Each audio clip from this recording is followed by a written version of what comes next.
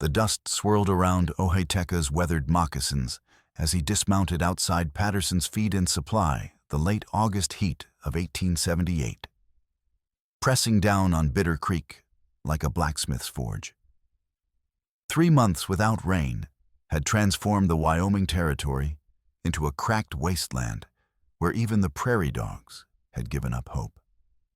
He adjusted the bundle of prime buffalo hides secured behind his pinto saddle, each pelt representing days of careful hunting when game had grown scarce as honest politicians. At 30 winters, Ohiteka moved with the fluid economy of a seasoned warrior. 2 eagle feathers woven into his black braids, speaking of honors earned in battles he preferred not to discuss. His practical buckskin shirt showed honest wear, while the Spencer repeating rifle across his back gleamed with the kind of meticulous care that kept men breathing on the frontier. The feed store's plank door stood ajar, but before Ohiteka could enter, chaos erupted from the sheriff's office like hornets from a kicked nest. Heavy boots thundered against wooden sidewalks, accompanied by a woman's voice raised in clear protest and the coarse laughter of men who found sport in another's suffering.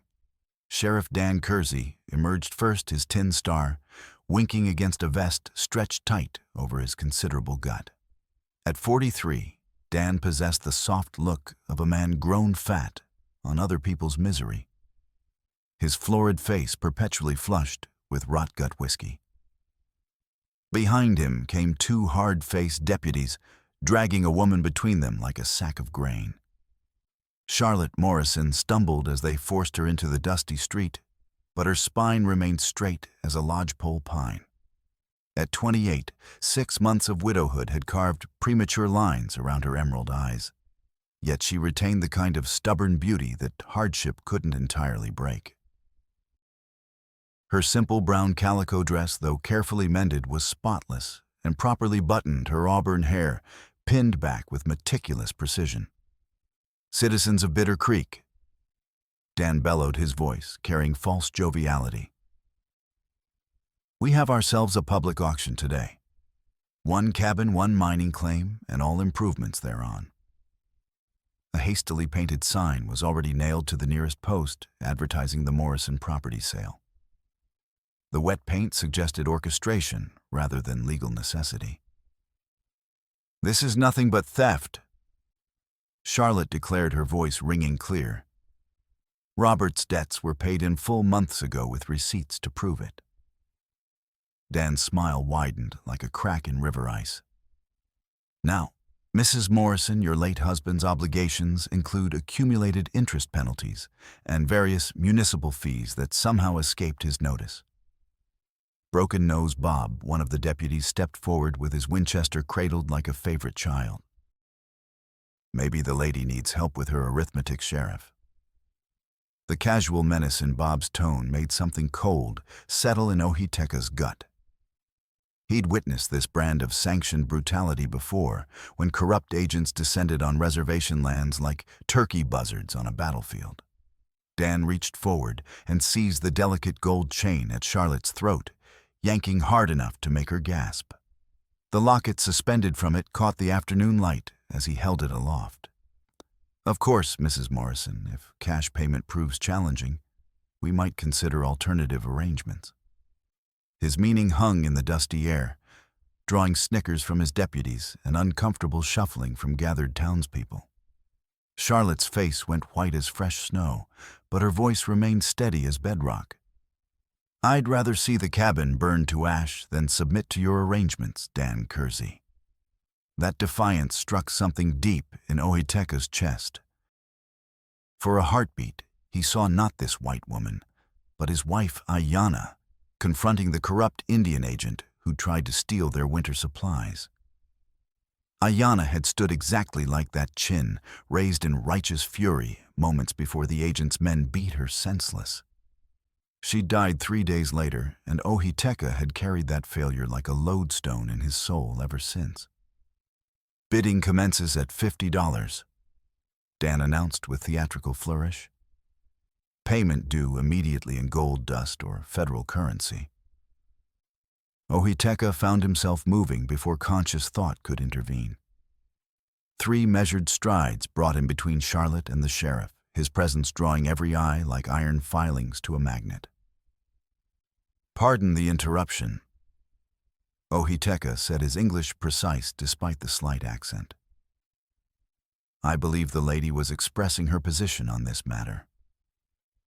Dan's pale eyes narrowed as they took in the braided hair-eagle feathers and well-maintained buckskins. "This doesn't concern you, Indian. Move along before I decide you're disturbing lawful proceedings." "Lawful proceedings?" Ohiteka's gaze swept the street, taking in armed deputies and frightened townspeople. "I observe no law here, Sheriff. Only wolves preying on sheep." Broken nose. Bob shifted his rifle toward Ohiteka's midsection. "Sheriff gave you an order, savage." The slur hung in the dusty air. Ohiteka felt his hand drift toward the bone-handled knife at his belt, then caught himself. Violence would only worsen the situation. Instead, he stepped sideways, positioning himself more directly between Charlotte and Bob's weapon. "I only came for grain," he said, his voice carrying to every person within hearing. "But I find myself curious about this auction. What specific crime has this woman committed to warrant losing her home?" "Debt." Dan snapped, sweat beading his forehead. "Clear and simple. Her husband borrowed against the property, and now the bills come due." "Fascinating," Ohiteka mused with genuine puzzlement. "Among my people, debts pass to survivors, but so do assets. If this woman owes money, surely she also inherited whatever her husband purchased with those borrowed funds. Where might those purchases be?" A murmur rippled through the assembled crowd. Several heads nodded the logic was sound, and highlighted questions many had been afraid to voice. Dan's florid face darkened further. "You questioning legal authority in this town?" "I question injustice wherever it occurs," Ohiteka replied with quiet conviction. "Any man with functioning eyes should do likewise." Behind him, Charlotte drew a sharp breath. When a deputy moved to shove her aside, Ohiteka's hand shot out, steadying her with a brief touch to her elbow. The contact was purely practical, but something electric passed between them, recognition of shared resistance against overwhelming corruption. The touch brought him close enough to catch the faint scent of lavender soap that clung to her clothing, close enough to see how her green eyes searched his weathered face, as if trying to understand why a stranger would risk himself for her sake. "This here's a legal proceeding," Dan declared, his voice rising with desperation. "And you're interfering with official business." "Am I?" Ohiteka tilted his head with apparent innocence. "I haven't placed any bids, haven't threatened anyone. I've simply asked reasonable questions that any interested party might pose." More murmurs from the crowd, some clearly approving.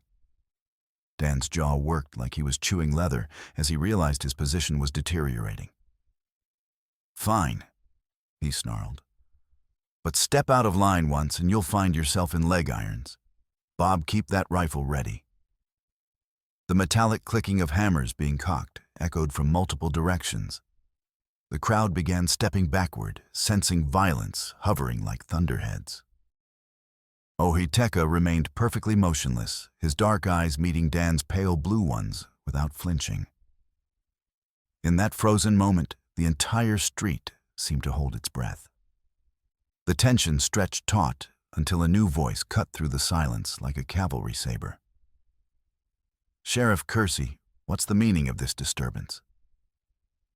Every head turned toward Evangeline Harper, the town's schoolteacher.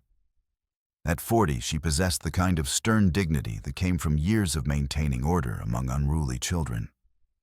Her gray wool dress and sensible boots marked her as a woman of modest means but uncompromising principles.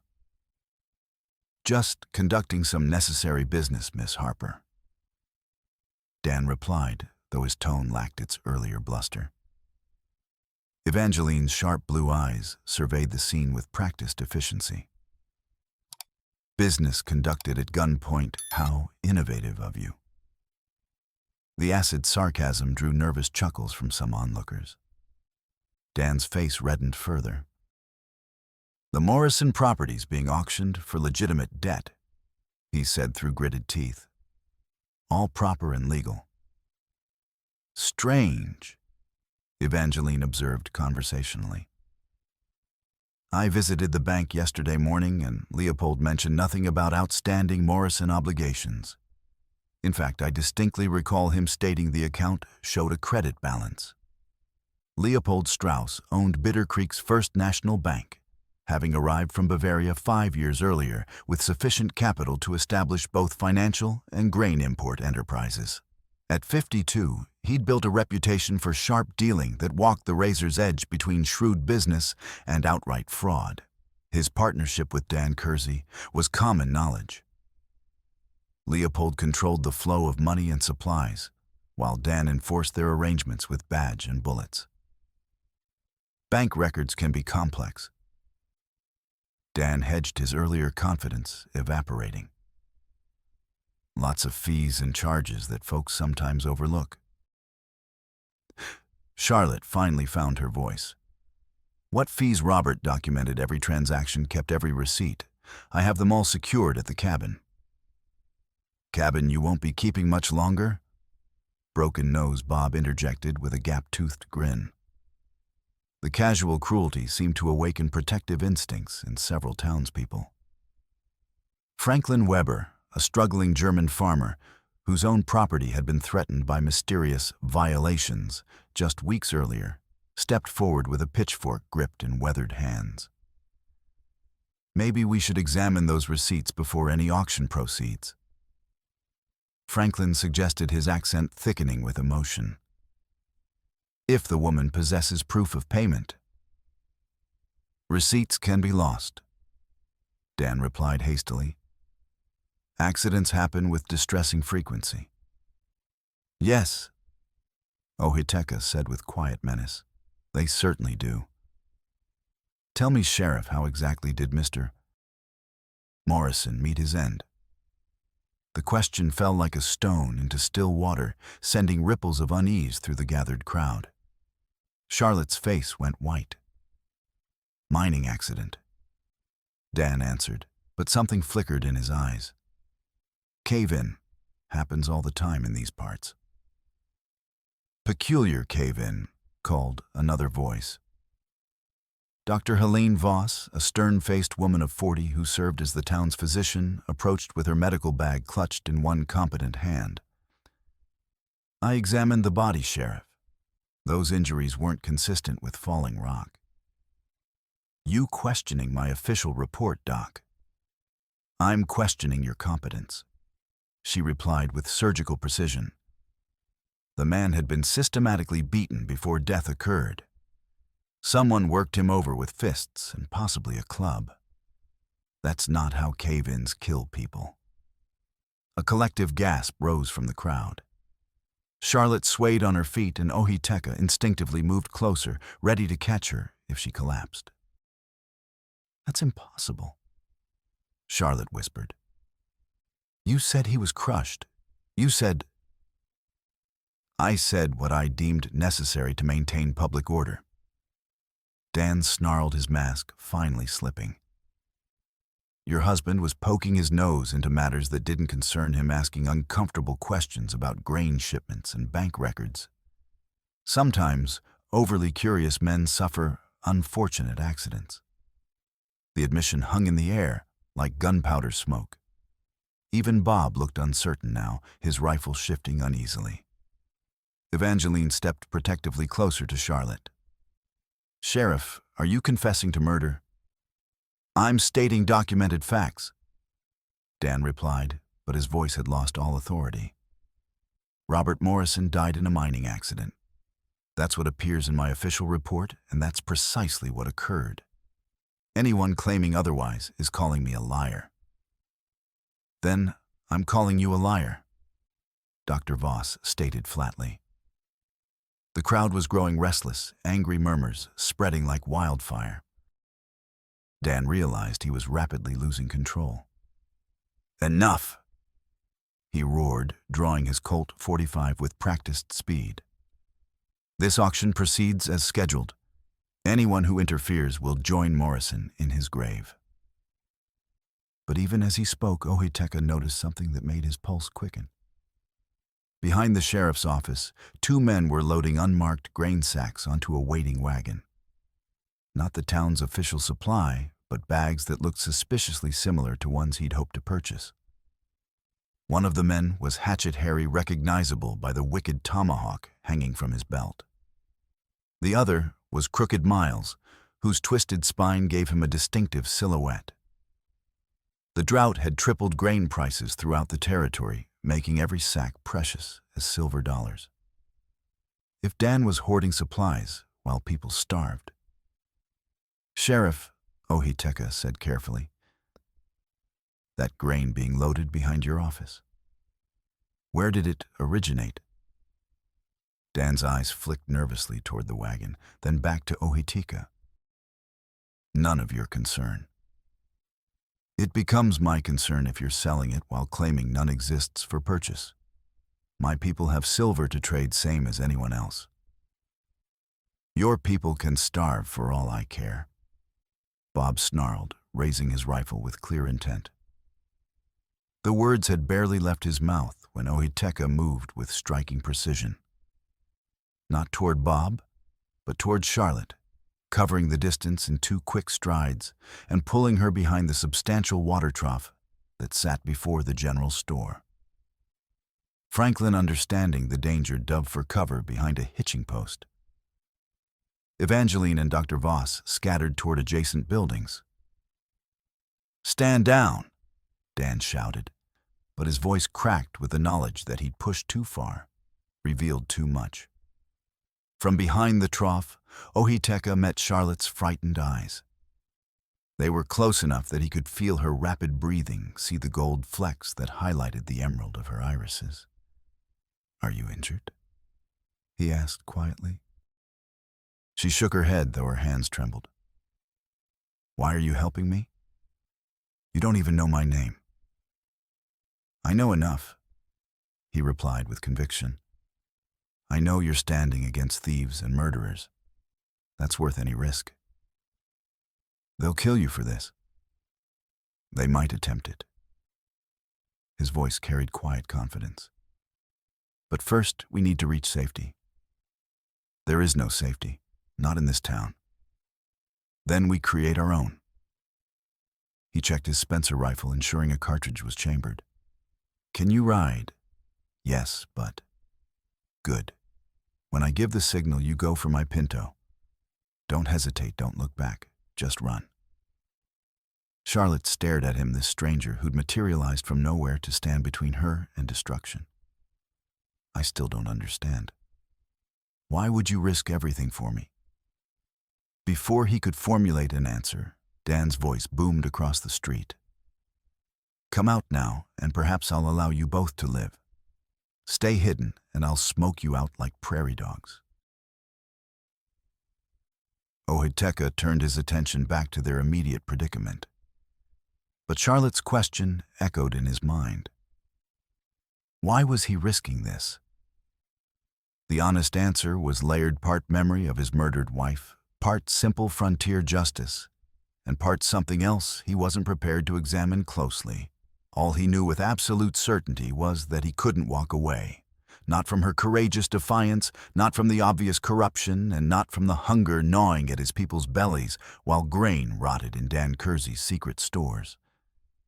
"Prepare yourself," he whispered to Charlotte. "This situation is about to deteriorate considerably." Dawn arrived gray and cheerless, the sky heavy with clouds that threatened rain but delivered only disappointment. Ohiteka had spent the night in Patterson's stable, his Pinto fed and watered, while he maintained vigilant watch through gaps in the weathered siding. Sleep had proven elusive, with Dan Kersey's men prowling the streets like timber wolves, their torches casting erratic shadows that could conceal any number of threats. Charlotte had insisted on returning to her cabin, despite the obvious danger, claiming she needed to gather Robert's papers before they were accidentally destroyed. Evangeline had provided escort, the schoolteacher's sharp tongue and community standing offering some protection. But Ohiteka remained deeply uneasy about the separation. The first gunshots cracked like lightning just as the sun crested the eastern hills. Ohiteka was already moving before the echoes faded, vaulting from the stable's hayloft and landing cat-silent in the alley behind the building. The shots had originated from the railroad depot where the weekly grain shipment was scheduled to arrive on the morning freight.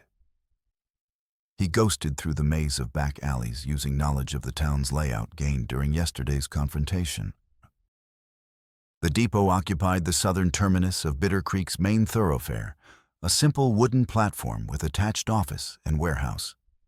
Under normal circumstances, the grain train's arrival would draw half the town's population, but these circumstances were anything but normal. What he witnessed upon reaching an overlooked position made his blood run cold. Hatchet Harry and Crooked Miles were systematically transferring grain sacks from the freight car to their wagon with practiced efficiency. But these weren't surplus bags. This was the entire shipment, every last sack that was supposed to feed Bitter Creek through the coming month. Near the depot office, Sheriff Dan Kersey stood guard with his rifle, periodically scanning the surrounding buildings. He consulted his pocket watch with the frequency of a man operating on a precise schedule. But it was the evidence scattered on the platform that made Ohiteka's jaw clench with fury. A single grain sack had split during loading, spilling its precious contents across the wooden planks. Beside it lay a crumpled telegraph form, the yellow paper fluttering in the morning breeze. Ohiteka couldn't read the telegraph from his position, but the scene told its own story. Dan and his Confederates were stealing the town's entire grain supply, probably to sell in other communities, where drought had driven prices even higher. The split sack proved their haste, and the discarded telegraph likely contained orders or arrangements for the systematic theft. A whisper of movement made him turn. Charlotte was approaching through the pre-dawn shadows, her green eyes wide with shock as she absorbed the scene below.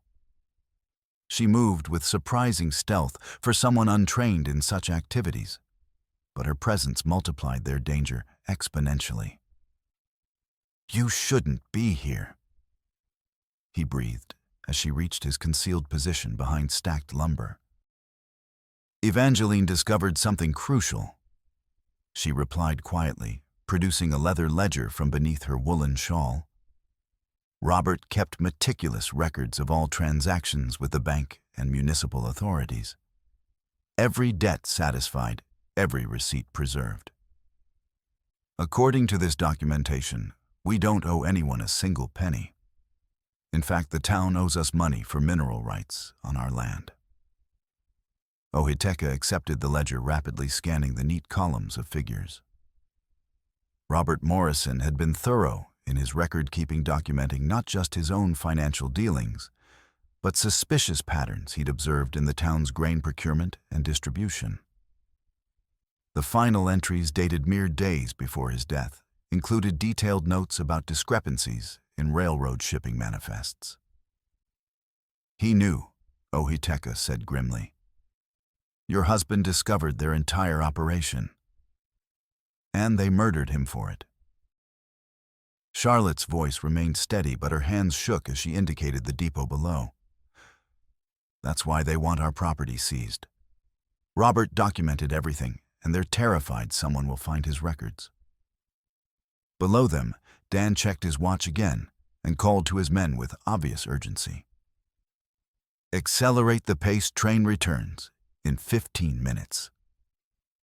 The desperation in his voice confirmed Ohiteka's suspicions. They were staging the theft to appear as if the grain had never arrived, probably planning to claim the train had been delayed or the shipment lost in transit. "We need that telegraph," Ohiteka determined. "It will provide irrefutable proof of their conspiracy." How do we retrieve it? There are 3 armed men positioned in the open. Ohitika studied the layout with practiced eyes. The telegraph lay perhaps 30 yards from their position, exposed on the platform where anyone could observe them approaching. But a water tank at the platform's near end might provide cover, and the morning shadows remained deep enough to offer concealment. "I'll create a distraction," he decided. "Draw their attention while you retrieve the evidence, then escape back to cover." "That's suicide. They'll shoot you down." "Perhaps. But if we do nothing, they'll succeed completely, and your husband's death will have meant nothing." Charlotte studied his profile, noting the determined set of his jaw and the quiet resolve burning in his dark eyes. "Why do you care so deeply about Robert, about me, about any of this?" The question hung between them like morning mist.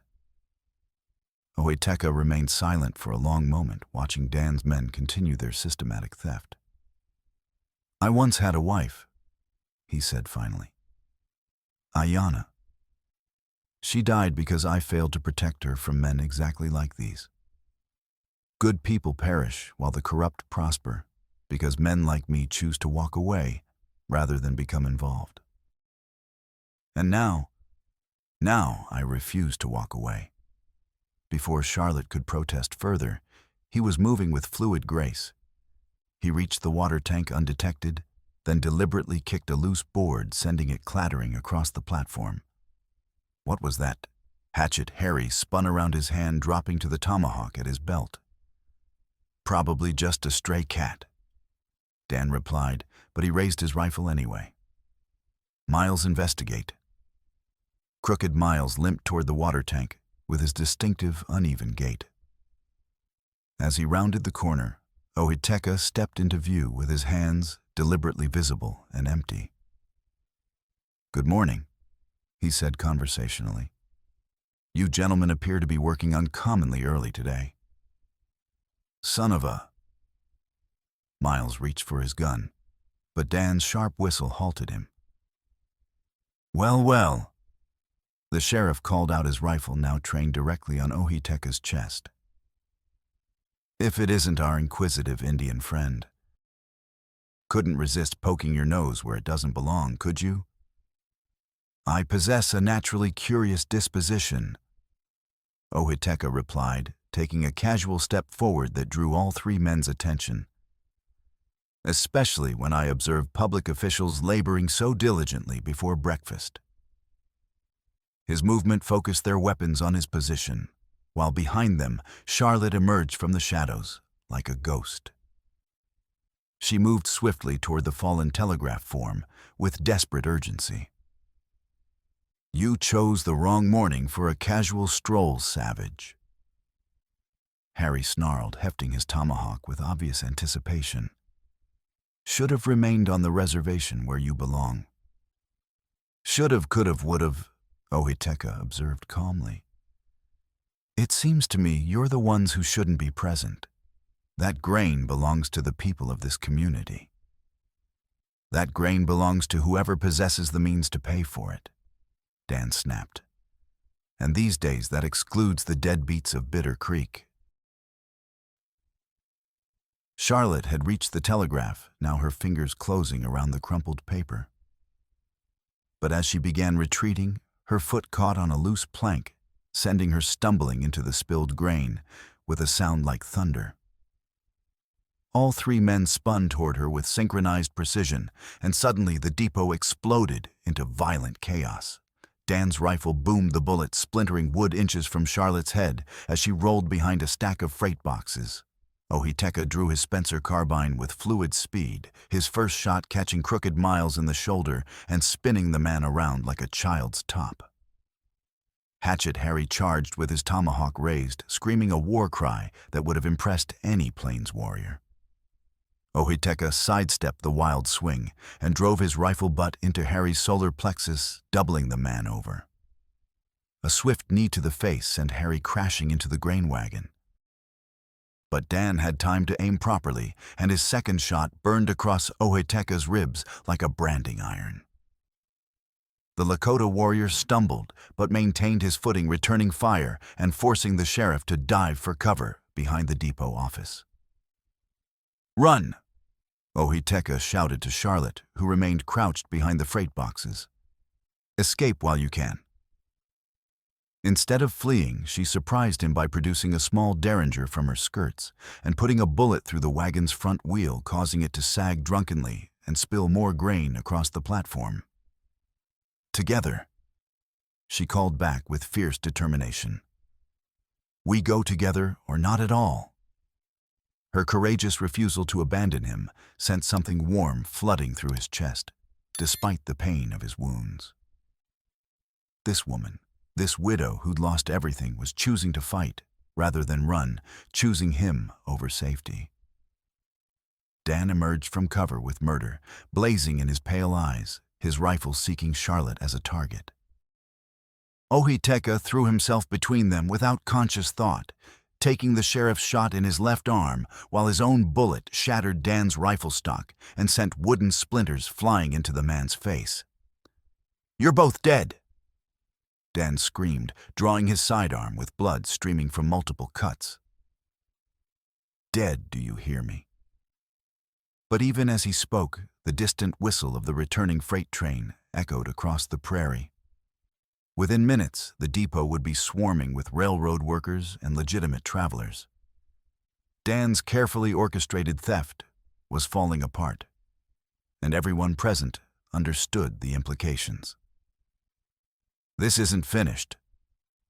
The sheriff snarled, backing toward his horse, while Hatchet Harry struggled to his feet and Crooked Miles cradled his wounded shoulder, not by a considerable margin. The three men mounted their horses and galloped hard toward the northern hills, leaving behind a depot littered with spilled grain and bullet holes that told their own story of corruption and violence. Charlotte ran to Ohiteka, her hands immediately seeking the blood seeping through his shirt. "You're hurt." "I'll survive." He looked down at the telegraph clutched in her other hand. "What does it reveal?" She unfolded the crumpled paper with trembling fingers, her eyes scanning the brief message. When she looked up, her face was pale with shock. "It's from Leopold at the bank," she said, her voice tight with controlled fury. "Instructions to delay the grain shipment until further notice. And there's more, a reference to transferring mineral rights on the Morrison property to a mining consortium in Denver." Ohiteka felt ice form in his veins. "They're not simply stealing grain. They're stealing your land." The mine where Robert died, it wasn't exhausted like everyone believed. There's still silver there, possibly gold as well. That's why they murdered him, why they want me gone. The freight train's whistle was growing closer, and voices could be heard calling from the direction of town as people began investigating the gunshots. "We need to present this telegraph to someone in legitimate authority," Charlotte said with renewed determination. "Someone beyond Dan's sphere of influence. First, we need to reach safety." Ohiteka replied, wincing as he attempted to move his wounded arm. "Dan won't surrender easily, and now we've cost him a fortune while exposing his operation." "Where can we go? He controls the town, the county sheriff answers to him, and the nearest federal marshal is 3 days hard riding away." Ohiteka looked toward the northern hills where his people's camp lay concealed in a valley that few white settlers had ever seen. It would mean involving his band in a white men's disputes, something that could bring serious trouble upon all of them. But Charlotte had stood with him when she could have fled, had fought beside him when she could have surrendered. "I know a place," he said finally, "but it requires trusting me completely. Can you do that?" Charlotte looked into his dark eyes, seeing the pain from his wounds, and something deeper, a core of integrity that reminded her powerfully of her late husband. Robert had been a good man in a corrupt place, and it had ultimately cost him his life. But this Lakota warrior was forged from similar metal, she realized. "I trust you," she said simply, and meant it with every fiber of her being.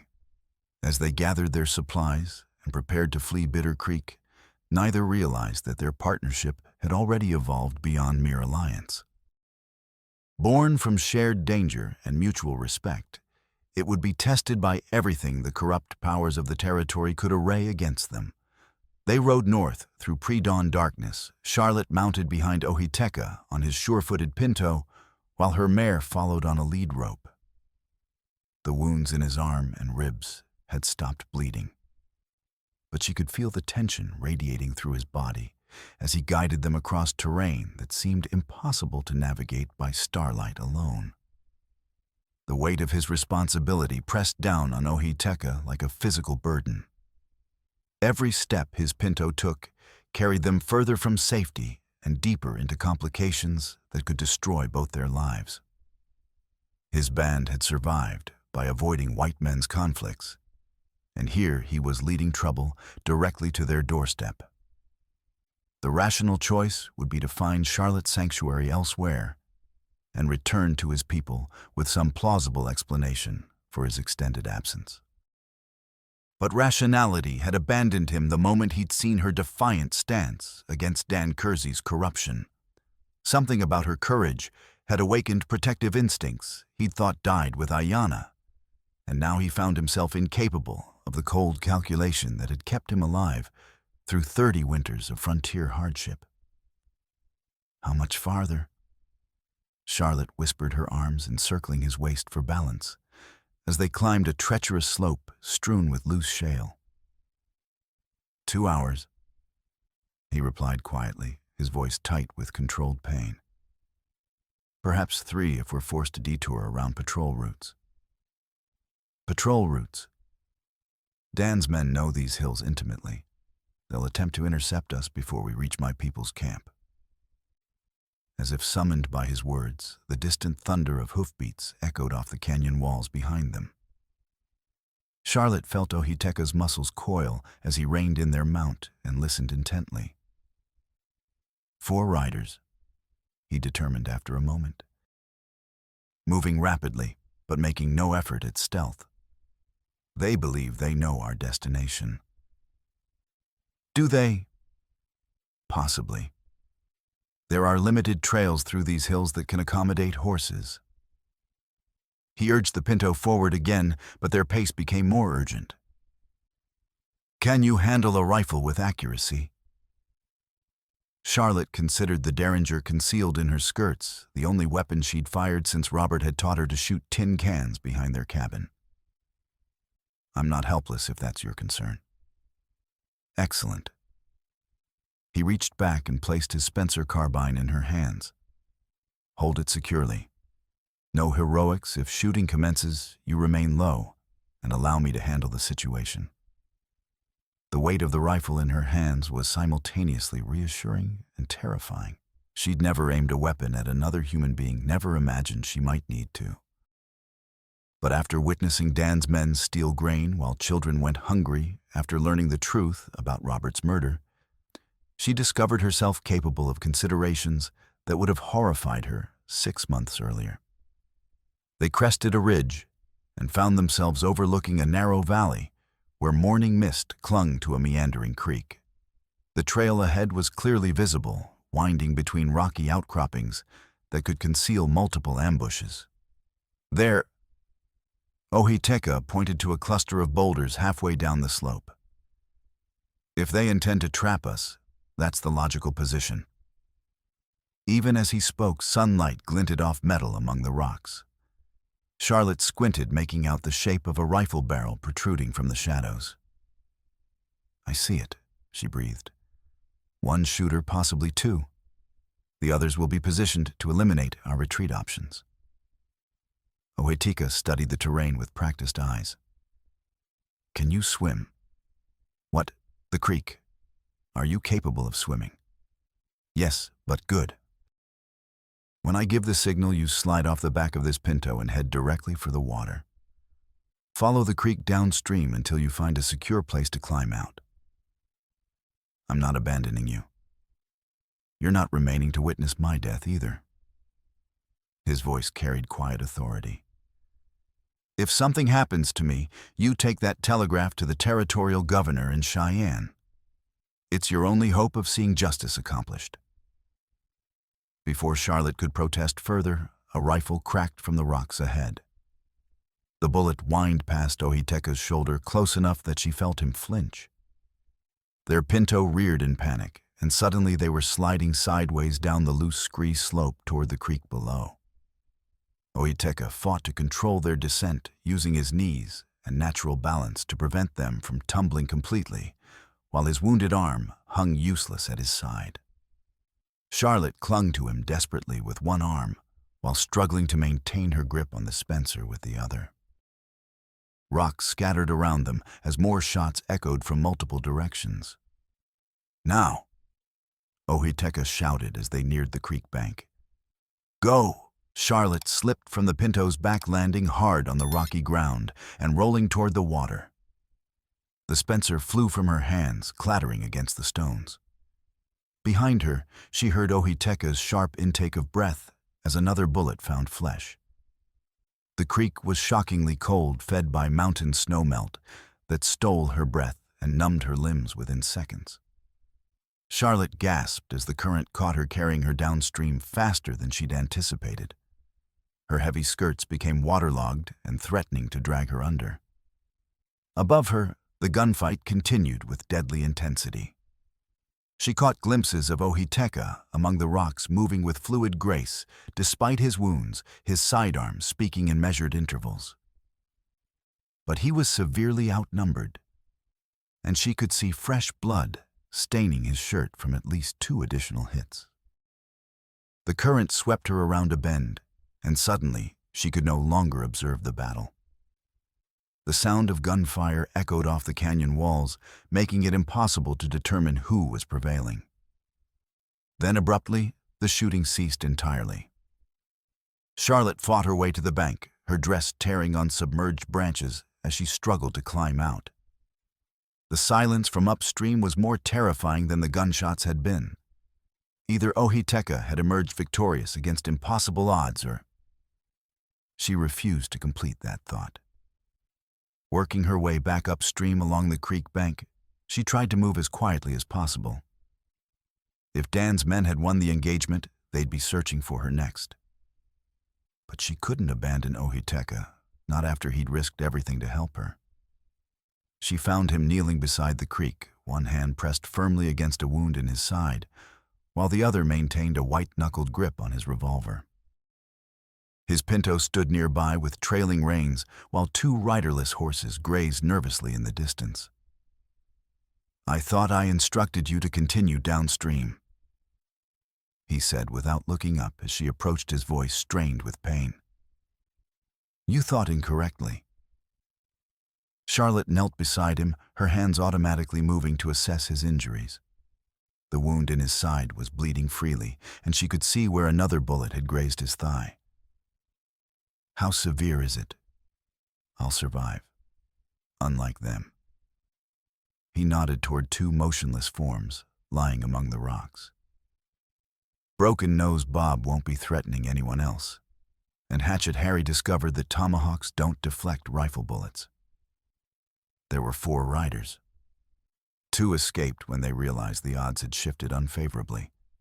They'll return with reinforcements, so we need to move quickly. Charlotte helped him to his feet, noting how he attempted to conceal the extent of his pain behind a stoic mask. The bullet wound in his side was serious, not immediately fatal, but debilitating enough to affect his ability to fight or ride hard. His warrior's training was the only thing keeping him functional, drawing on reserves of endurance built through years of surviving on the harsh frontier. "Can you ride?" she asked. "I have no choice." He caught the pinto's reins and used the animal's bulk to steady himself. "But I might require assistance staying in the saddle." She mounted first, then helped pull him up behind her, with careful attention to his wounds. The reversal of their earlier positions put her in control of their direction, and she found herself oddly comforted by the weight of his body against her back, proof that he was still alive, despite everything. Which direction? She asked. Ohiteka raised his good arm to point toward a gap in the hills, then let it fall back to his side with a barely suppressed groan. Northeast. Follow the ridge line until you observe smoke from cooking fires. As they rode, Charlotte became increasingly aware of the man behind her. The steady rhythm of his breathing, the way his uninjured arm encircled her waist for balance, the occasional soft grunt when their mount encountered particularly rough terrain. She'd never been this physically close to any man except Robert, and the intimacy of their situation was both unsettling and strangely comforting. But it was more than mere physical proximity. Something had changed between them during the gunfight at the depot and the ambush in the valley. They'd moved beyond the formal politeness of strangers helping each other, beyond even the mutual respect of allies facing a common enemy. There was an unspoken understanding now, a recognition that their fates had become intertwined in ways that went deeper than the immediate crisis. "Tell me about your wife," she said, partly to distract herself and partly because she genuinely wanted to understand what drove this man to such lengths for a stranger. "Ayanna." His voice was soft, tinged with old pain that time hadn't entirely healed. "She was fierce, like you. Never backed down from what she believed was right, regardless of the consequences." "How did she die?" "An Indian agent named Crawford decided our winter supplies were too generous for lazy savages. When Ayanna challenged him publicly at a tribal council meeting, his men beat her unconscious with rifle butts. She never regained consciousness." Charlotte felt her chest constrict with sympathy and understanding. "And you blame yourself?" "I wasn't present. I was hunting, trying to bring in meat for the winter stores. When I returned 3 days later..." He was quiet for a long moment. "I should have been there to protect her." "Like you're protecting me now?" "Yes." The simple honesty of his answer made something shift inside Charlotte's chest. She'd thought her capacity for trust had been buried with Robert, but this man, this stranger who'd stepped between her and certain destruction, was awakening feelings she'd assumed were permanently extinguished. "What's your name?" she asked suddenly. "Your real name, not whatever the white authorities use." "Ohiteka. It means brave. It suits you perfectly." She guided the pinto around a fallen log, feeling his body shift behind her with the movement. "Mine's Charlotte. It means free. That suits you as well." They continued in companionable silence after that, each lost in private thoughts, but somehow more connected than they'd been before. The sun climbed higher, burning off the morning mist and revealing the stark beauty of the Wyoming landscape surrounding them. It was Charlotte who first spotted the smoke rising from the hidden valley ahead, thin gray columns that spoke of controlled fires and human habitation. But it was Ohiteka who detected the approaching horses behind them, 4 riders pushing their mounts hard in determined pursuit. "They've found our trail," he said grimly. "And they're gaining ground rapidly." Charlotte looked back to see dust clouds on the horizon, moving with the purposeful speed of men who knew exactly where their quarry was headed. "Can we outrun them?" "Not with both of us on one horse, not with me bleeding." Ohiteka's voice was matter-of-fact, as if he were discussing the weather rather than their probable death. "But we're close enough to my people's camp that they might hear gunfire and investigate." "Might isn't sufficient." "No," he agreed quietly. "It isn't." Charlotte made a decision that surprised them both. Reining in their mount, she slid to the ground and caught the pinto's bridle with determined hands. "What are you doing?" "Improving our odds considerably." She looked up at him, her green eyes bright with fierce resolve. You can move faster without my weight, and I can delay them long enough to matter. Absolutely not. This isn't your decision to make. Charlotte produced Robert's Colt .45 from beneath her tattered skirts, along with a box of cartridges she'd salvaged from their cabin. I'm not helpless, and I'm tired of running from these men. Ohiteka stared down at her, seeing something in her face that reminded him powerfully of Ayanna during her final confrontation with the corrupt Indian agent. The same fierce determination, the same willingness to stand against impossible odds rather than submit to injustice. But this time, he wasn't going to arrive too late to help. Together, he said firmly, sliding down from the Pinto despite the pain it caused. We make our stand together, or not at all. Charlotte felt a smile tug at the corners of her mouth despite their desperate situation. This man, this warrior who barely knew her, was choosing to risk everything rather than abandon her to face the danger alone. Together, she agreed, and somehow the word carried more weight than either of them had intended. The abandoned line shack squatted against the hillside like a weathered gravestone, its roof partially collapsed and walls scarred by countless seasons of harsh weather. But it offered the only substantial cover within a mile's radius, and Ohiteka's wounds were bleeding freely enough that he couldn't continue their flight much longer. Charlotte helped him inside her eyes, adjusting to the dim interior, lit only by shafts of sunlight streaming through gaps in the weathered walls. The single room contained little beyond a broken table, some moldy blankets, and the lingering smell of old smoke and decades of human desperation. This will have to suffice, Ohiteka said, settling against the far wall where he could maintain visual contact with the door. His face was pale beneath his weathered skin, and perspiration beaded his forehead despite the morning chill. Let me examine those wounds properly. Charlotte knelt beside him, her hands already reaching for the torn fabric of his shirt. Hold still and let me work. She tore strips from her petticoat, the fine cotton fabric making adequate field dressings. The wound in his side was the most serious, a deep furrow, where a rifle bullet had plowed through muscle and sinew without hitting anything immediately vital. She pressed the makeshift bandage firmly against it, feeling him tense under her touch. I apologize for the discomfort. She murmured, her face close enough to his that he could smell the faint scent of lavender soap that clung to her hair. I've endured worse. But his voice was tight with barely controlled pain. When Little Bighorn took a cavalry saber across the ribs during the fighting.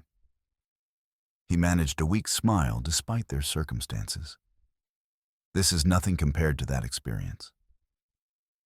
Charlotte's hand stilled momentarily as she processed his words. You were at Little Bighorn. Were you surprised most Lakota warriors of my generation participated? His dark eyes met hers, searching for signs of fear or revulsion. Does that knowledge change how you perceive me? No. The answer came without hesitation. Should it? Some would argue yes. Custer died because of men like me. Custer died because he attacked women and children without provocation. Charlotte resumed her ministrations, her touch surprisingly gentle. Robert told me about that battle. He said Custer received exactly what he deserved for refusing to honor treaty negotiations.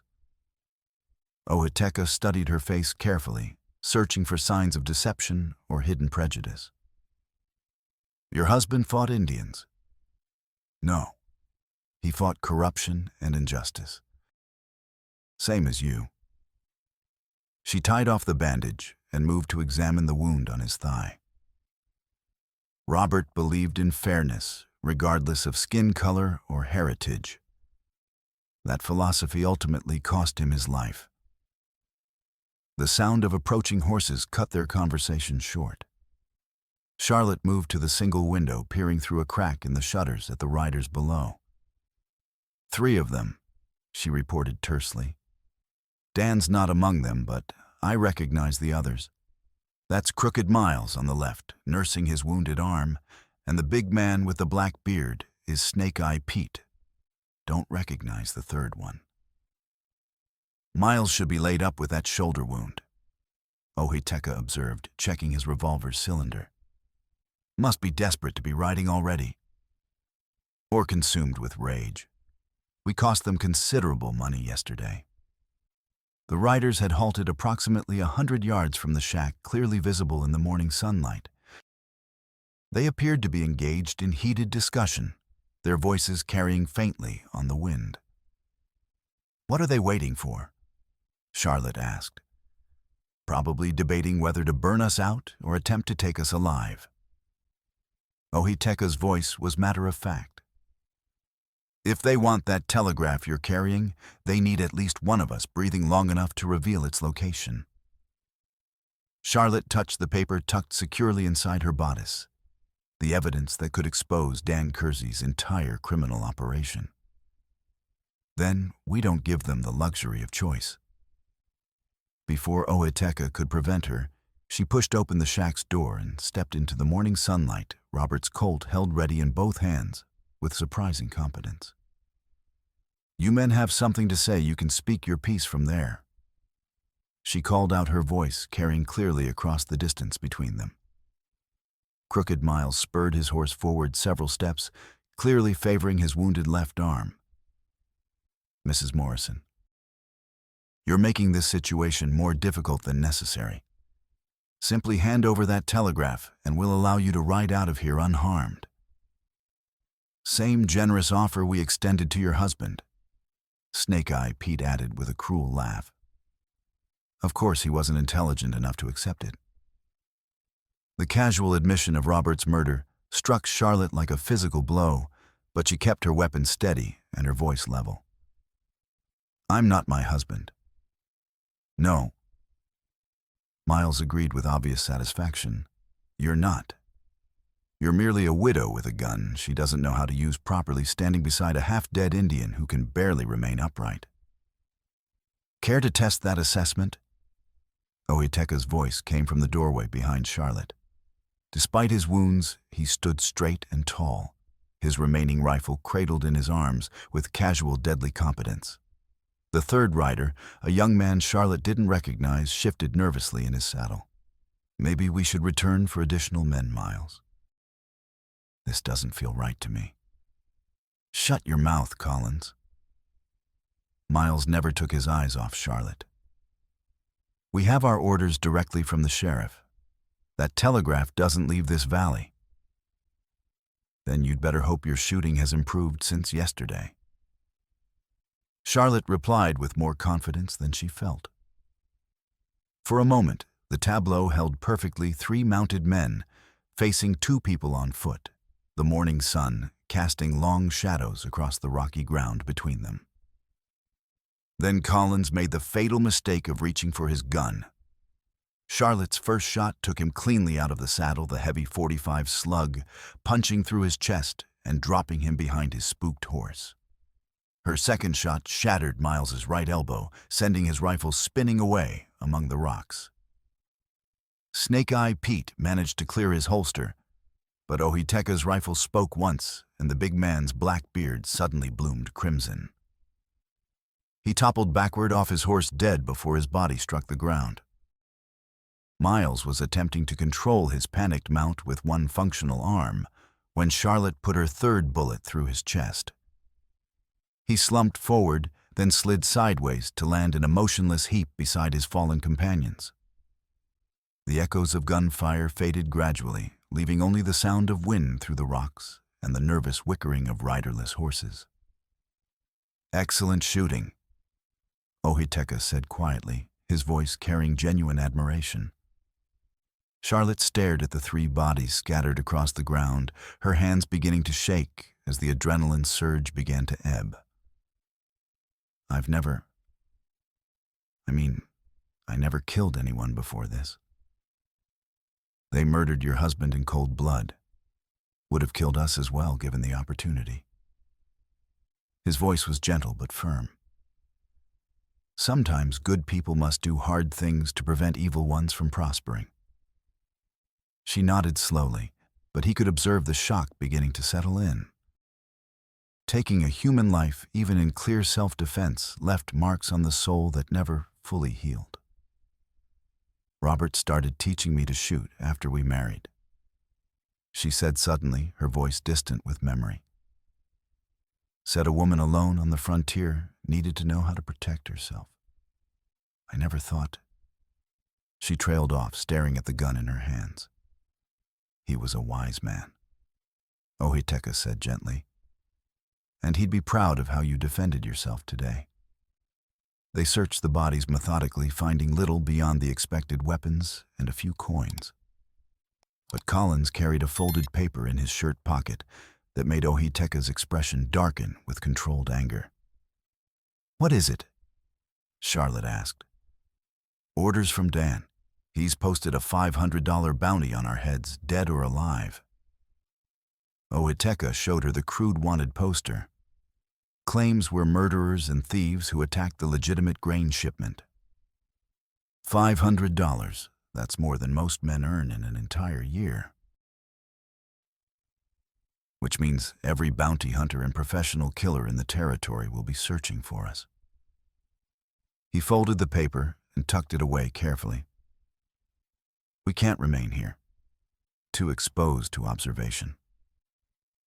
They gathered what supplies they could carry and mounted 2 of the captured horses, leaving their pursuers' bodies for the scavengers. As they rode deeper into the hills, Charlotte found herself stealing glances at her companion. The morning's violence had revealed something significant about both of them. She'd discovered a capacity for deadly action she'd never suspected in herself, while he demonstrated that his protective instincts ran far deeper than mere frontier courtesy. When she'd stepped into danger, he'd followed without hesitation, wounded or not. "Your people," she said as they navigated a narrow deer trail. "Will they help us?" "Help me, certainly. Help you?" He shrugged honestly. "That depends on how I present our situation to them." "You mean it depends on whether they consider me worth the risk?" "Something like that." His honesty was both refreshing and troubling. "My band has excellent reasons to avoid white people's problems. We've been burned before by getting involved in your disputes." Charlotte understood the logic perfectly, even as it left her feeling profoundly isolated. "So, what do you suggest?" "We present it as my problem exclusively. You're under my personal protection, which makes any threat to you a threat to me directly." He glanced at her, his dark eyes serious. "Among my people that carries considerable weight and obligation. And if they refuse their assistance, then we find another way forward. But together." The conviction in his voice surprised them both. "I won't abandon you, Charlotte. Not to Dan Kersey, not to bounty hunters, not to anyone." The use of her given name sent unexpected warmth through her chest, despite their desperate circumstances. They'd experienced more together in 2 days than many people encountered in a lifetime. And she was beginning to realize that her feelings for this man extended far beyond simple gratitude. "Ohiteka," she said softly, testing the feel of his name on her tongue. "Yes, thank you for everything you've done. Thank me when we're both still alive, and Dan Kersey's behind bars where he belongs." They crested a ridge and found themselves looking down into a hidden valley where a dozen lodges sat beside a clear stream. Smoke rose from cooking fires, and children played in the shallows while women worked nearby. It was a scene of peaceful domesticity that seemed almost unreal after the morning's violence. But as they descended toward the camp, Charlotte noticed that several men had emerged from the lodges with rifles in their hands and expressions of obvious wariness on their weathered faces. These people had learned through bitter experience to be suspicious of unexpected visitors, especially those accompanied by white strangers. "Remember," Ohiteka said quietly, "allow me to handle the talking. Some of these men have lost family members to your people's soldiers.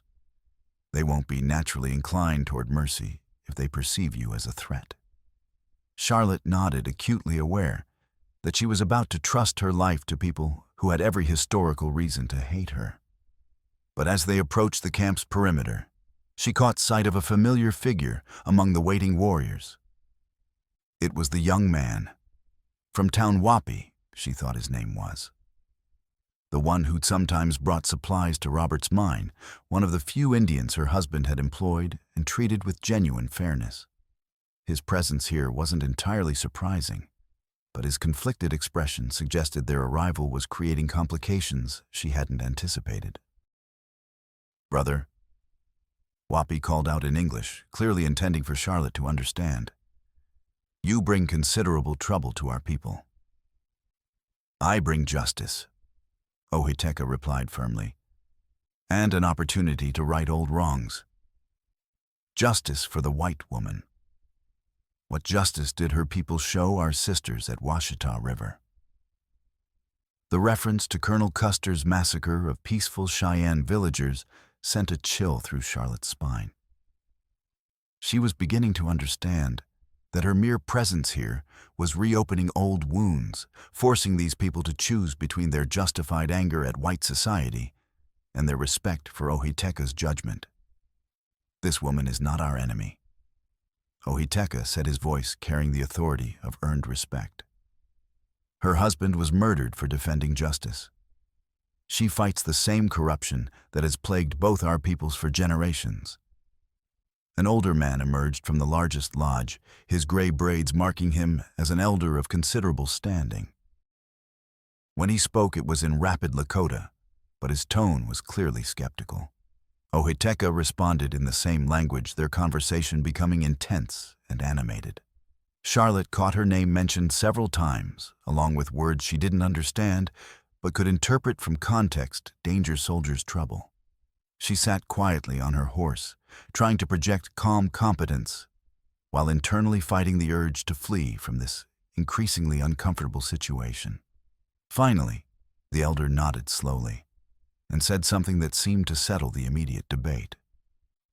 Several of the younger warriors lowered their rifles, though their expressions remained distinctly guarded. "We can stay," Ohiteka informed her. "But there are specific conditions." "What kind of conditions?" "You're my personal responsibility. Anything you do reflects directly on me. And if soldiers come searching for you, they'll ask me to leave. They'll ask us both to leave. Together." He met her eyes, making certain she understood the full implications. "Your fate and mine are now permanently linked, Charlotte. For better or worse." As they dismounted and were led toward the lodge they'd been assigned, Charlotte realized that her life had taken yet another dramatic turn. She was no longer simply a widow seeking justice for her husband's murder. She was a woman whose survival depended entirely on a man she barely knew, but was beginning to trust more than anyone she'd ever met. The question that remained was whether that trust would prove sufficient to see them through whatever was coming next. The next morning brought troubling news. Wapi had returned from a scouting mission with reports that changed everything about their situation. A large cavalry patrol had been seen moving toward the valley, not the rescue Charlotte might have hoped for, but another threat orchestrated by Dan Kersey's corruption. The soldiers believed were harboring dangerous fugitives. Wapi explained to the assembled council, his young face grave with worry. "Kersey has told them that our band is in rebellion, that we've murdered white civilians and stolen government property." Gray Eagle, the eldest of the chiefs, listened with the patient demeanor of a man who'd weathered many storms. "How many soldiers?" "2 companies, 60 men plus officers. They should reach the valley entrance by midday."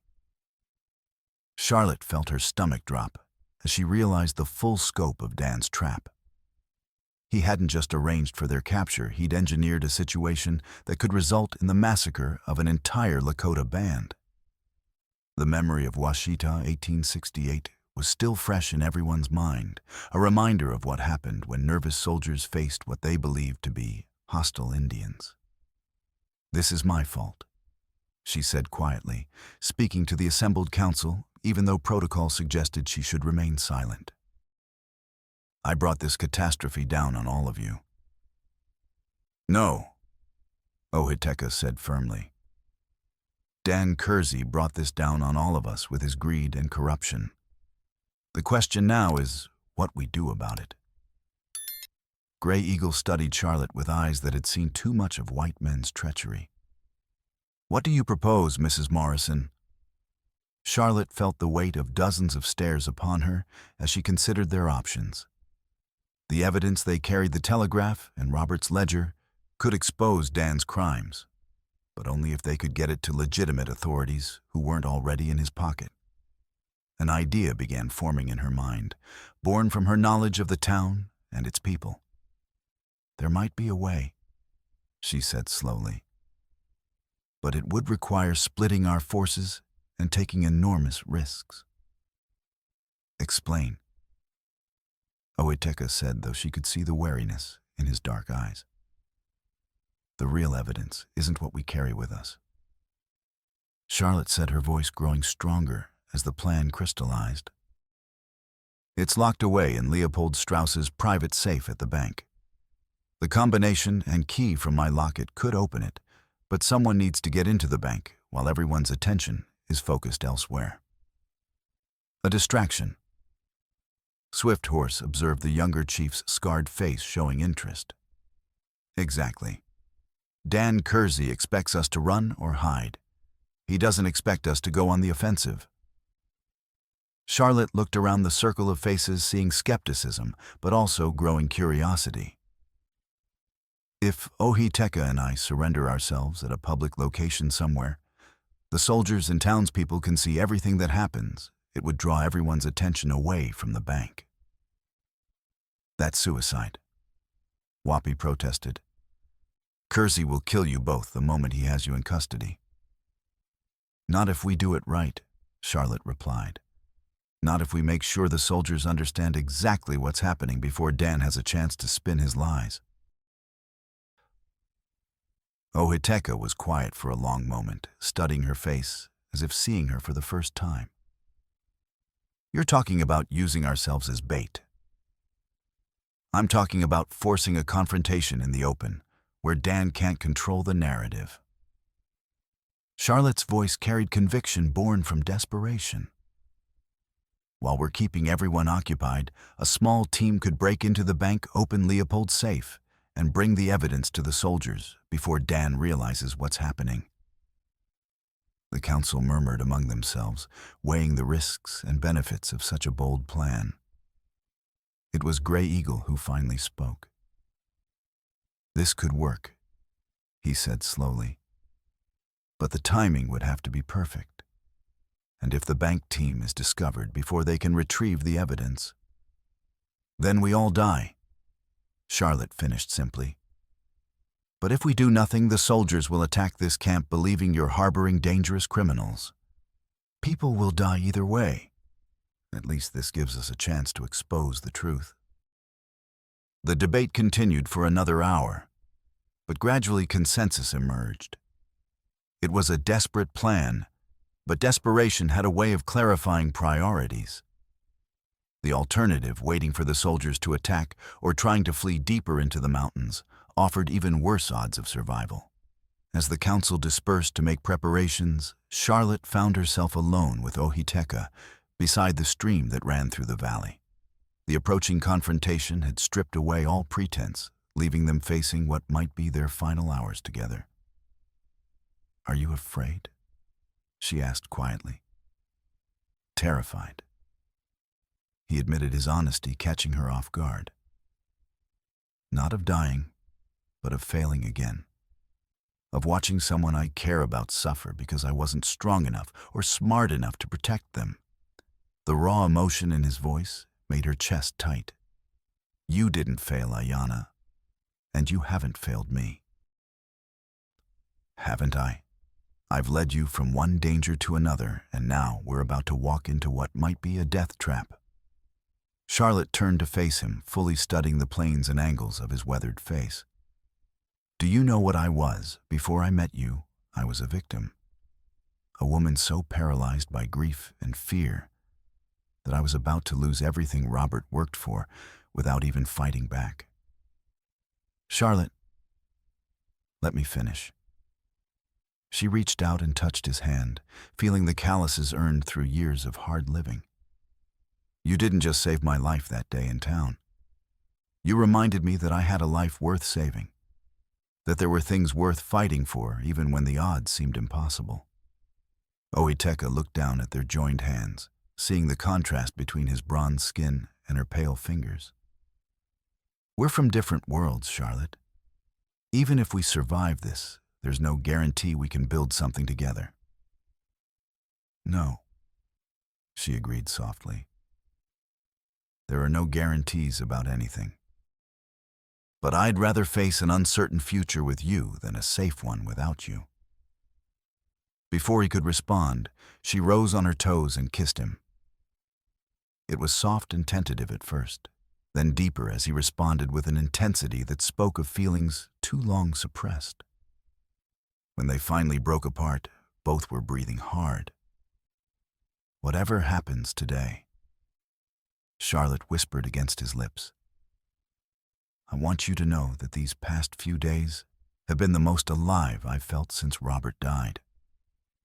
You gave me back my courage, Oiteka. You gave me back myself. The old trading post sat like a weathered monument, where three valleys converged its log walls scarred by decades of harsh weather and harder men. Storm clouds gathered overhead as Charlotte and Oiteka approached the air thick with the promise of rain that had eluded the territory for months. Behind them, hidden in the rocks and trees, Wapi led a small team toward the back entrance of Bitter Creek. Their mission was simple in concept, but deadly in execution. Break into the bank-open Leopold's safe using the combination and key from Charlotte's locket and escape with whatever evidence they could find before the town realized what was happening. Meanwhile, Charlotte and Oiteka would create the distraction that would either save them all or get them killed. Dan Kersey was already waiting when they arrived, sitting his horse with the casual arrogance of a man who believed he held every advantage. He'd brought a dozen men this time, not just his usual deputies, but hardened gunfighters drawn by the bounty on their heads. Behind them, barely visible through the trees, Charlotte could make out the blue uniforms of cavalry troopers positioned to cut off any escape routes. Mrs. Morrison, Dan called out as they approached, his voice carrying across the clearing like the crack of a whip. Indian, I'm pleased you finally decided to be reasonable about this situation.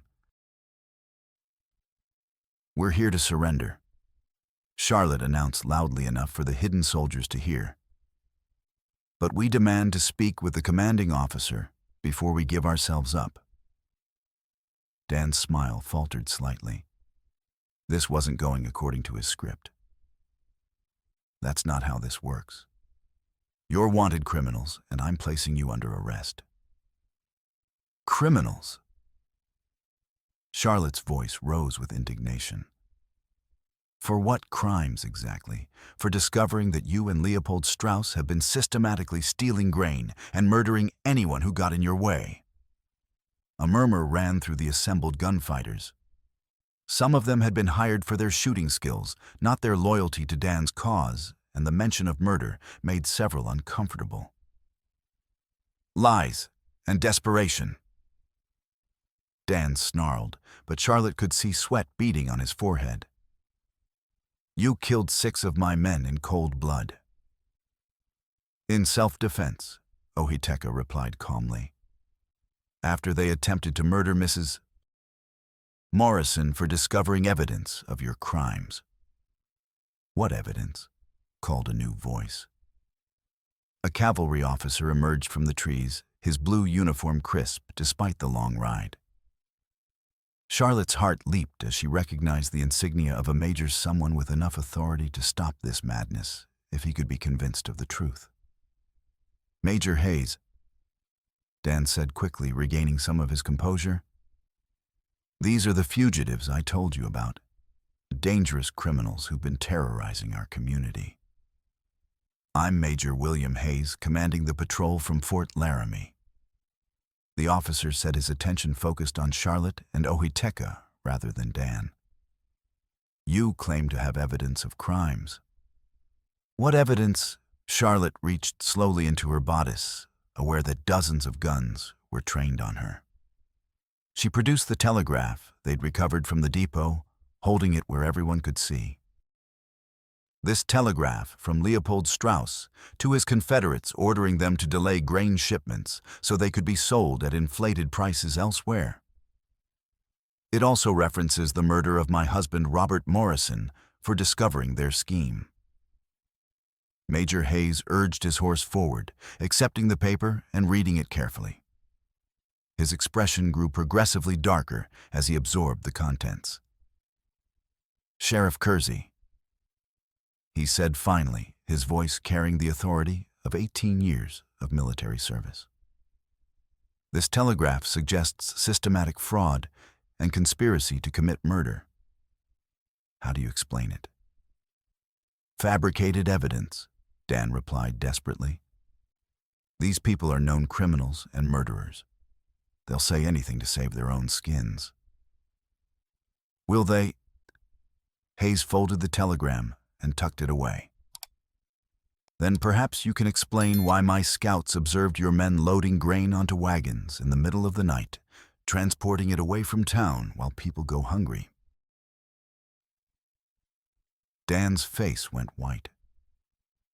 He hadn't known about the military surveillance, hadn't realized that Major Hayes was more than just another corrupt official to be bought or intimidated. "There must be some mistake," Dan stammered. "Any grain movement was authorized for distribution to needy families." "In other towns." Hayes's voice was sharp as a blade. "Because that's where the wagons went, Sheriff. Not to needy families in Bitter Creek, but to buyers in communities where drought has driven prices higher." The gunfighters were looking increasingly uncomfortable, now realizing they'd been hired to silence witnesses to federal crimes. Several began backing away, wanting no part of a conflict with the United States Army. But Dan Kersey was beyond rational thought, now driven by desperation and the knowledge that exposure meant the end of everything he'd built. "Kill them," he screamed, drawing his gun. "Kill them all before they can spread more lies." The trading post clearing erupted into chaos as gunfire broke out from multiple directions. But this wasn't the one-sided massacre Dan had planned. Major Hayes's troopers had been positioned to contain what they thought was a hostile Indian camp, but they quickly realized the real threat came from Dan's hired killers. Charlotte and Ohiteka dove for cover behind the massive stone foundation of the trading post as bullets whined overhead. The structure was solid enough to stop rifle rounds, but it also trapped them in place while the battle raged around them. "How long do you think Wapi needs?" Charlotte shouted over the gunfire. "Long enough," Ohiteka replied, checking his weapons with practiced efficiency. Despite his wounds, the warrior in him had taken over calculating angles and assessing threats with deadly precision. The gunfight was fierce, but brief. Dan's hired guns were skilled, but they were outnumbered and facing professional soldiers who fought as a unit rather than individual gunfighters. Within minutes, the clearing was littered with bodies, and the acrid smell of gunpowder hung in the air like fog. Dan Kersey himself had taken cover behind an overturned wagon, still screaming orders at men who were either dead or in full retreat. His corruption had finally led him to this moment, trapped and desperate with nowhere left to run. "Sheriff Kersey." Major Hayes called out his voice, carrying clearly across the clearing. Surrender yourself immediately, or my men will resume firing. Go to hell, Dan screamed back. I'm the law in this territory. Not anymore, replied a new voice. Dr. Helene Voss emerged from the trees, followed by Evangeline Harper Franklin Weber and several other townspeople. But it was what Dr. Voss carried that made Charlotte's heart leap with hope, a leather satchel bulging with documents. Major Hayes. Dr. Voss called out, I believe these belong to you. She held up the satchel. Complete records of Sheriff Kersey's criminal activities recovered from Leopold Strauss's private safe less than an hour ago. Whoppy appeared beside her, grinning despite the obvious exhaustion on his young face. The bank mission had succeeded beyond their wildest hopes. Impossible. Dan whispered, his face going ashen as he realized the full scope of their victory. That safe was supposed to be impregnable. Amazing what a man can accomplish when he's fighting for justice instead of personal gain. Ohiteka observed dryly. Major Hayes accepted the satchel from Dr. Voss, quickly scanning several documents. His expression grew grimmer with each page he read. Sheriff Daniel Kersey, he announced formally, by the authority vested in me by the United States Army, you are under arrest pending transfer to the U.S. Marshal and the Territorial Court at the nearest seat of justice for conspiracy, fraud, murder, and treason against the United States government. Dan's last desperate act was to swing his gun toward Charlotte, hatred blazing in his pale eyes. If I'm going down, that witch is coming with me. The shot that followed came not from Dan's weapon, but from Ohiteka's rifle. Moving with fluid precision despite his wounds, the Lakota warrior had drawn and fired in one smooth motion, his bullet taking Dan in the shoulder and spinning him around like a child's top. Dan Kersey, the corrupt sheriff who had terrorized Bitter Creek for years, lay in the mud of the trading post, clearing his power finally broken by the weight of evidence and the courage of people who refused to accept injustice as inevitable. As the soldiers secured the remaining prisoners, and Dr. Voss began treating the wounded, Charlotte found herself standing beside Ohiteka in the gentle rain that had finally begun to fall. The drought was breaking at last, and with it, the stranglehold of corruption that had nearly destroyed both their lives. It's finished, he said quietly, his dark eyes soft with something deeper than relief.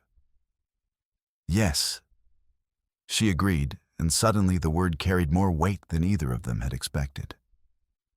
The rain continued to fall, washing the blood and dust from the trading post clearing.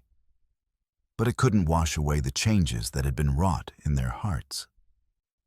They'd found something precious in the midst of violence and corruption, something worth fighting for, worth protecting, worth building a future around. 3 months later, on a crisp October morning when the aspen leaves had turned to gold, Charlotte Morrison became Charlotte Ohiteka in a ceremony that blended white and Lakota traditions. The wedding took place beside the creek, where they'd first fought together, with Dr. Voss serving as matron of honor and Whoppy standing as Ohiteka's best man. The ceremony itself was a marvel of cooperation and compromise. Charlotte wore her mother's white dress, carefully altered to include intricate beadwork created by the women of Ohiteka's band. The patterns told the story of their courtship through symbols of protection, courage, and enduring love. Ohiteka wore traditional Lakota wedding attire, his hair braided with fresh eagle feathers and his chest painted with symbols representing the joining of two peoples. The vows they exchanged were spoken in both English and Lakota, witnessed by two communities, learning to see past old prejudices and recognize the strength that came from unity. Evangeline Harper read from the Bible, while Gray Eagle offered blessings in the traditional Lakota manner. When Ohiteka placed a silver and turquoise pendant around Charlotte's neck as a symbol of their union, and there wasn't a dry eye among the assembled guests. Their marriage marked not just the union of two people who'd found each other against impossible odds, but the beginning of a new chapter in the relationship between two communities learning to live together in mutual respect and cooperation. The mine prospered under their joint management, providing employment for both white and Lakota workers and generating enough profit to fund a school that welcomed children regardless of their heritage. The partnership agreement between Charlotte and Ohiteka's band became a model for similar arrangements throughout the territory, proving that cooperation could be more profitable than conflict.